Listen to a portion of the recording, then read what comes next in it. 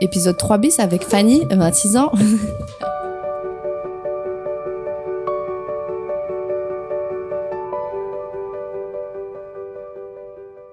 Donc du coup, nous allons parler de mes années gogo. Alors d'aujourd'hui, je sais pas si t'es au courant, tu sais que ça fait 12 ans que je fais du gogo. Pour ceux qui savent pas, le gogo, c'est on est sur un podium en boîte ou à un événement, n'importe quel genre d'événement, parce que franchement, j'ai dansé pour des trucs de voiture, j'ai dansé pour un truc de Tupperware un jour, rien à voir. Un truc de bijoux, rien à voir. Et alors, on est sur un podium et faut faire une performance, quoi. Tu vends une performance. En général, le gogo, c'est 3 fois 15 minutes, étalé sur l'espace de, tu fais 15 minutes, t'attends 45 minutes, 15 minutes, 45 minutes, ouais. Donc, t'es là quand même pendant un moment, mais tu peux toucher, au début, quand je dansais, j'ai commencé à 120, c'était pas grand chose, 150, et là, maintenant, je demande 250, 300. Que j'estime que 100 euros le 15 minutes, c'est bien. Parce que je viens pas pour me dandiner comme les autres. Du coup, j'ai un peu moins de taf en boîte qu'avant, mais je me fais plus respecter. Et justement, avec ma meilleure amie, on s'était dit que c'était une bonne idée parce que du coup, les gens, ils vont vraiment payer pour la danse et pas pour juste le corps de quelqu'un qui se dandine, tu vois. Et comme il y a beaucoup de ça, justement, en boîte, on arrive quand même à faire notre bise, entre guillemets, parce qu'on vend un vrai show, enfin, tu vois. Même si c'est pas chorégraphié ou quoi, on vend une performance, une expérience avec les gens, tu vois. Enfin, elle et moi, on s'en fout, on s'amuse trop, tu vois. Et on danse vraiment, tu vois. Je fantasmais sur les filles, des girls de Playboy, blondes, elles super à l'aise dans leur corps, elles se prenaient en photo à poil, nanana. Et le jour où je me suis pris en photo topless dans ma chambre et que j'avais 9 ans, je me suis dit, à mon avis, plus tard, je vais être bien à l'aise. Et en fait aussi, je pense que j'ai commencé le gogo parce que une de mes profs de danse en faisait déjà. Dès que j'étais jeune, quand j'ai eu 14 ans, on me disait tout le temps que j'avais 20 ans, que je faisais plus âgée, nanana. Et de là, je me suis dit, en vrai, pourquoi pas commencer dès maintenant? Comme ça, j'ai pas demandé de l'argent à mes parents. Je fais déjà mes petites thunes les week-ends et tout ça. Je pense que ma mère, elle est venue à mes 2 premiers gogo pour voir c'était quoi. Et puis quand elle a vu que c'était complètement safe, il y avait des sécu et tout, elle m'a laissé, elle m'a fait confiance. On venait me chercher, j'allais en gogo. Et voilà, c'est un peu comme ça que j'ai commencé. Évidemment, mes gogos du début ne sont pas les gogos que j'ai fait pendant toutes mes années. Au début, j'avais une bookeuse, c'était à Anvers qu'on faisait des gogos, ça s'appelait la Roca, la boîte.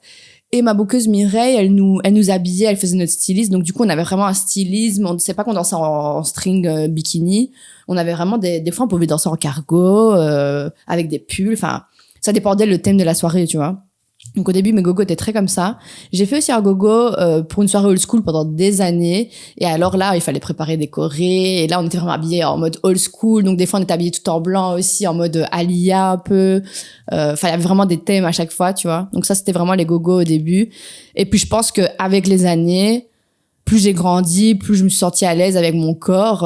Maintenant, j'essaie de réfléchir comment et pourquoi. Je pense que c'est peut-être le fait de faire la danse. J'ai pris confiance en moi, à mon avis. Je pense que j'ai pris confiance en moi. Après, comme je te dis, depuis le début, le fait que je vois que j'étais à l'aise en topless à 9 ans, peut-être que ça a grow, tu vois, ça a grandi en moi. Après, j'ai une famille ils sont quand même tous ouverts d'esprit. Moi, par exemple, ma mère, elle sait à l'heure d'aujourd'hui que je fais des gogos en culotte bikini, elle s'en fout, enfin, tu vois. Encore une fois, les gens savent très bien que je vais faire mon taf et qu'au final aussi, il y a beaucoup de gogos, malheureusement, à l'heure d'aujourd'hui. Elles ne savent pas danser, elles savent juste un peu se dandiner. Elles dansent à moitié à poil, bikini et tout ça, et elles sont bookées.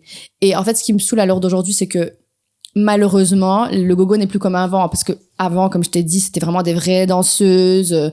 On avait une styliste qui nous habillait, on avait vraiment des vrais fittings et tout ça. Et là, à l'heure d'aujourd'hui, ce qui marche, c'est les trucs à moitié à poil, parce que malheureusement, on grandit dans une génération comme ça. Moi, dans mon univers, j'ai l'impression qu'au plus t'es à poil, au mieux c'est. Et c'est triste, tu vois, parce que moi, je kiffais trop les gogos avant, quand il y avait des thèmes, quand on nous habillait et tout. Et au final, à l'heure d'aujourd'hui, tu crois que les gens, ils care, genre, de voir qu'on est habillé dans un thème, ils s'en foutent, en fait, tu vois. Malheureusement, des danseuses comme moi, ma meilleure amie, qui sont des danseuses professionnelles, qu'on le veuille ou non, ça nous compare avec ce genre de danseuses qui ne savent pas danser, au final. Donc, à l'heure d'aujourd'hui, si je dis que je fais du gogo à des professionnels de la danse, limite on peut rire de moi. Et ça, je trouve que c'est triste parce que à the end of the day, quand je vais sur mon gogo, je me donne full out comme si j'étais sur scène avec un artiste, tu vois. Je vais pas juste là pour me d'ordiner. J'adore danser, j'adorerais toujours danser. Que je sois en string, que je sois en cargo, je danserai ma vie à chaque fois, tu vois. Ça ne bougera pas. Je pense que vraiment ma meilleure expérience, c'était quand je dansais justement à la soirée old school. Parce que déjà, de un, je suis une très grosse fan d'old school. Et on danse vraiment sur un bar. Je sais pas comment t'expliquer. La boîte est un peu en mode souterrain, mais pas vraiment. Et du coup, avec l'ambiance old school, incroyable. Et alors, on avait eu des répètes pour justement faire un show un peu sur Destiny Child. Et je me rappellerai toute ma vie parce que on est monté sur le bar, on s'est mis en position, et là, tout le monde nous regardait, quoi. Comme si c'était vraiment le concert de l'année, alors qu'on était juste en boîte et qu'on allait faire un gogo, quoi. Et ça, c'était vraiment une chouette expérience de me dire que, à the end of the day, même si je suis en boîte, je vis quand même de ma passion. Tous les week-ends, je vais danser, je vis de ma passion au calme. Donc ça, c'est cool. Ma pire expérience... Ah ouais, très bonne question. Il y en a plein. Je pense que ma pire expérience, c'est... Attends, je réfléchis. Ma pire expérience, un jour, je dansais sur le podium. Je me suis rendu compte que les gardes de sécu, ils étaient pas autour de nous. Et je suis descendue parce qu'on avait fini le 15 minutes. Et là, il y a un petit con, hein, excuse-moi du terme, qui est venu, il m'a mis des fessées. Parce qu'il pensait que j'étais peut-être autre chose qu'une danseuse, en fait. Et ça, malheureusement, c'est des trucs qui peuvent arriver, qu'on le veuille ou non. Donc, je dirais que c'est ma pire expérience. Après, il y a pas vraiment eu un drama qui s'est passé. Enfin, il m'a mis une fessée, j'ai appelé le garde de sécu, le type, il s'est fait têche de la boîte, voilà, fin, tu vois. On va pas commencer à chercher midi à 14h, on ne met pas de fessée aux danseuses. Moi, je pars du principe que si je suis à l'aise avec mon corps, je trouve que c'est bête de pas en profiter, en fait. Je pense que c'est vraiment tout ce que j'ai à dire. Je pense juste que c'est vraiment, si tu es à l'aise avec ton corps et que tu sais que tu peux faire de l'argent avec, vas-y. Après, voilà, par rapport, je sais pas, je me dis, ce serait vraiment bête que je suis à l'aise avec mon corps et je ne vais pas faire de l'argent là-dedans. Mais là, plus je grandis et moi, genre là, cette année, je voulais arrêter le gogo, mais j'ai continué parce que à chaque fois, malheureusement, j'ai ce truc de me dire argent facile. Mais ouais, j'ai du mal à arrêter en ce moment. J'aimerais bien arrêter, mais j'ai du mal parce que c'est trop de l'argent facile. C'est un peu addictif, j'ai l'impression. Après, en général, les meufs qui arrêtent le gogo, c'est vraiment en mode elles en ont marre. Et je sens que je commence à arriver à ce point. Ça fait 12 ans. J'en ai juste marre d'aller danser. Mais j'en ai pas marre d'aller danser. J'en ai marre de l'attendre entre. Parce que du coup, j'ai une autre... Je peux expliquer ça. Quand j'étais à Toronto, j'ai une autre expérience gogo. J'ai fait du gogo là-bas. Là-bas, c'est 6 fois 7 minutes. Donc, ils divisent tes 15 minutes. Et c'est sur 2 heures de temps. Donc, tu vois pas le temps passer. Tu vas danser, tu reviens, tu te reposes un peu, tu vas danser, tu viens. Et ça, par exemple, payer la même chose pour moins de temps là et limite danser plus. Donc, tu vois pas le temps passer. Moi, en fait, ce qui commence un peu à devenir lourd pour moi, c'est l'attente. Surtout quand tu te donnes à fond sur un podium, tu rentres dans la loge, tu refroidis. Pire expérience de gogo, ça me revient. J'en ai une très bonne. Il faut savoir que quand on est gogo, des fois on est traité un peu comme des chiens, malheureusement. Il y a une fois, je me suis ramenée, c'était ici à Liège en plus, je me suis ramenée dans un plan, petite boîte et tout.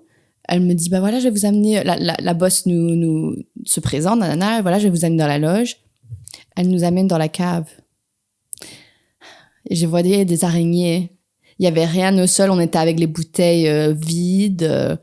Et genre, je l'ai vraiment regardé, j'ai dit, mais tu savais qu'il y avait des danseuses qui venaient. J'ai dit, tu penses vraiment qu'on va se changer ici? Et elle me dit quoi, la meuf? Elle me dit, il y a une maison de l'autre côté, vous pouvez aller vous changer là et vous revenez dans la rue. Et donc, toi, tu penses que je vais passer en culotte dans la rue, en fait? Mais ça va pas ou quoi? Et donc, du coup, oui, je suis restée dans la cave, on est resté dans la cave, mais j'ai regardé mon pote qui m'avait booké, je lui ai dit, mais ça, tu fais plus jamais. Donc, du coup, pire expérience, pourquoi? Ça m'est rendu compte que, avec toutes les années de gogo que j'ai jamais pensé à ça, mais je l'ai fait, là. J'ai fait un genre de contrat que les personnes doivent signer si elles me bookent en disant que maintenant j'ai besoin d'une loge avec minimum une chaise, une table, un miroir, un espace chauffé, parce que je suis déjà arrivée aussi dans des loges où il faisait -20, genre limite c'est le frigo, plein de trucs comme ça, ou alors il y a pas de présence de sécurité, mais je suis désolée. Bon, après il y a des endroits, après c'est un peu plus safe qu'ailleurs, mais on sait jamais les gens comment ils peuvent être, nanana. Donc j'ai fait tout un contrat comme ça les personnes signent, et j'ai aussi ajouté sur le contrat que s'ils veulent qu'on reste en plus ou qu'on fasse un passage en plus, faut rajouter un billet en plus, etc. Parce que le temps c'est de l'argent, I'm sorry. La cave. Mais allô, ça va ou quoi? Je sais pas si tu te rends compte. Dans une cave, genre le plafond était là, quoi. Il m'arrivait là.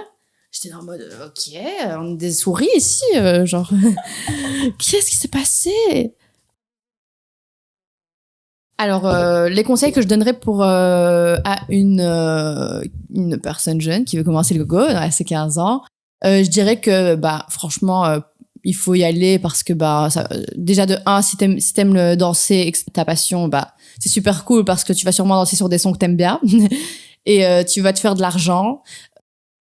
Conseil, toujours prendre un essuie avec toi parce que tu vas sûrement transpirer. Prendre une deuxième paire de talons parce que un jour peut-être que tes talons vont se casser. Ouais, très bon conseil. Toujours prendre ton make-up parce qu'un jour je n'avais pas pris mon make-up, mon sourcil s'est effacé et j'avais la haine. J'ai dansé avec un demi-sourcil. Donc ça c'est vraiment un très bon conseil. Toujours vérifier qu'il y a des gardes de sécurité autour de toi, super important parce que à tout moment les gens sont pétés en boîte, il y en a un, il se prend pour je sais pas qui, il veut sauter sur le podium. Non en fait. Si on te touche, tu vas le dire à quelqu'un.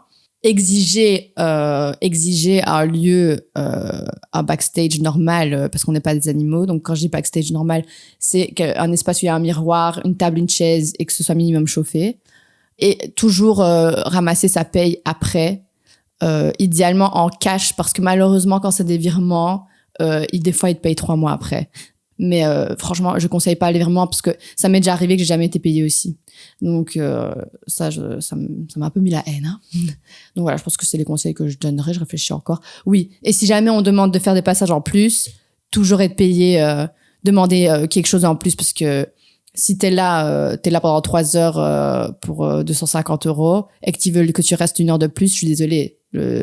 Tu vas encore danser une 4e fois, tu utilises encore une 4e fois. Tu mérites d'avoir un autre billet, quoi. Mais qu'est-ce que je répondrais exactement? Que toutes les gogos, c'est des putes.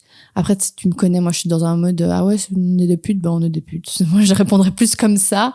Mais non, les gogos, c'est pas toutes des putes. Il faut savoir que il y a sûrement des meufs qui sont en galère, qui vont là aussi pour danser.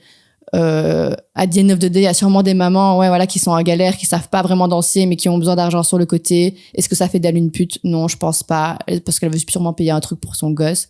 Ça ne fait pas d'elle une pute. Moi par exemple en ce moment j'essaye grave de mettre de côté parce que j'ai envie d'acheter une belle bague à mon chéri. Est-ce que ça fait de moi une pute? Je ne pense pas. Donc non, ça ne fait pas de nous des putes. À the end of the day, c'est ma passion, la danse. J'aime danser de façon sexy. Je ne pense pas que ça fait de moi une pute. Après, qu'est-ce que c'est une pute réellement aussi?